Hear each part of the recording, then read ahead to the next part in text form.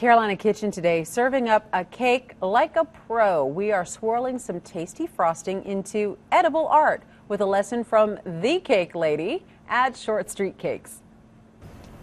Welcome into the Carolina Kitchen. Jodi Rhoden, of course, with Short Street Cakes, is back with us, and we're glad to have you. Thank you. And she's keeping us on top of everything trendy, and these are things that you're actually going to start seeing, and you are seeing when it comes to icing.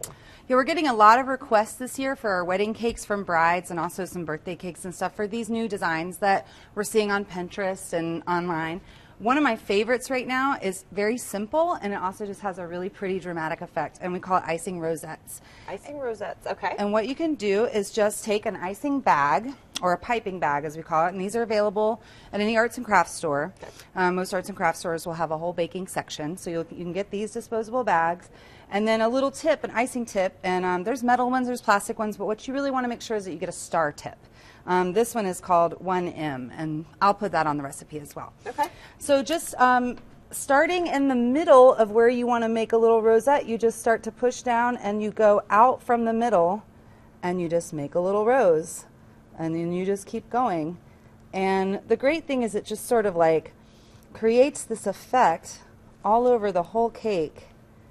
And I find it very pretty. It is very pretty. It's very, I mean, you're doing this very quickly. Now, It's you obviously have the really- magic touch here. Well, it's really simple. And then another thing that I love is this new trend also of ombre cakes, where color fades from one color to the next.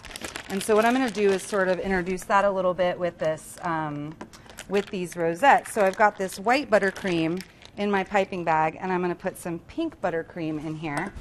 And we're going to see what the effect is when we keep doing rosettes with both, if that makes sense.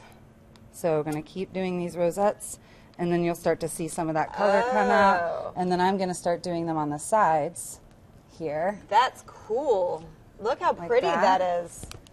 And eventually it'll fade to, you know, all pink. And I'll show you that in just a sec when I finish this side. As you can see, we're starting to transition the color.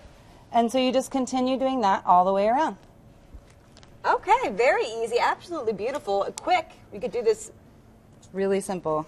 very fast. All right, well, let's get you the technique, shall we say, on our website, WLOS.com. That is the fastest way. Or you can send a self-addressed stamped envelope to 110 Technology Drive, Asheville, 28803. The ombre thing is really cool. Isn't that pretty? It is pretty. I Jodi, really like thanks. it. Oh, and one other note. We at Short Street Cakes are all natural, so we don't use food coloring. This pink is derived from beet powder, which you can get in any natural food store. Sounds great to me. It's a beautiful color. Works great. Thanks, Jodi. Thank you. And that's what's cooking today in the Carolina Kitchen.